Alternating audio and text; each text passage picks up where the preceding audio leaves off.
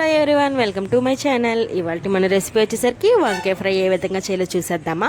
ముందుకైతే stove on చేసుకుని కళాయిలో ఆయిల్ వేసుకోవాలి. ఆయిల్ హీట్ అయిన తర్వాత పోపు దినుసులు, ఎండుమిర్చి, కరివేపాకు వేసుకొని బాగా చిట్పట్లు ఆడిన తర్వాత సన్నగా కట్ చేసి పెట్టుకున్న పచ్చిమిర్చి ఇంకా అలాగే ఉల్లిపాయ ముక్కలు వేసుకొని బాగా రోస్ట్ చేసుకోండి. ఇంకా దాంట్లో అల్లం వెల్లుల్లి పేస్ట్ వేసుకొని పచ్చివాసన పోయేంత వరకు వేయించుకోండి. సన్నగా కట్ చేసి పెట్టుకున్న వంకాయ ముక్కలు కూడా వేసుకొని దాంట్లో పసుపు ఇంకా అలాగే సాల్ట్ రెండు వేసుకొని ఒకసారి మిక్స్ చేసుకొని మూత అయితే పెట్టుకోండి. మధ్య మధ్యలో కలుపుకుంటూ ఉండాలి. మనకి వంకాయలు ఈ విధంగా మగ్గిన తర్వాత ఇప్పుడు మనం కారం అయితే యాడ్ చేస్తాం. సో కారం కూడా యాడ్ చేసిన తర్వాత మొత్తం ఒకసారి మిక్స్ చేసుకుని ఒక 2-3 మినిట్స్ అయితే అలా ఉంచేస్తే మనకి వంకాయని మంచిగా మగ్గి చాలా బాగుంటుందండి. సో మా ఇంట్లో రెసిపీస్ ఇవాళ వచ్చేసరికి వంకాయ కర్రీ చేశాను.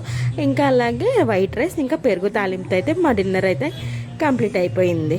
ఇంకా మీ ఇంట్లో ఏం చేశారో కామెంట్ బాక్స్లో కామెంట్ చేసేసేయండి. ఇంక ఇలా మంచి మంచి వీడియోస్ కోసం లైక్ చేయండి, మన ఛానల్ని సబ్స్క్రైబ్ చేసుకోండి.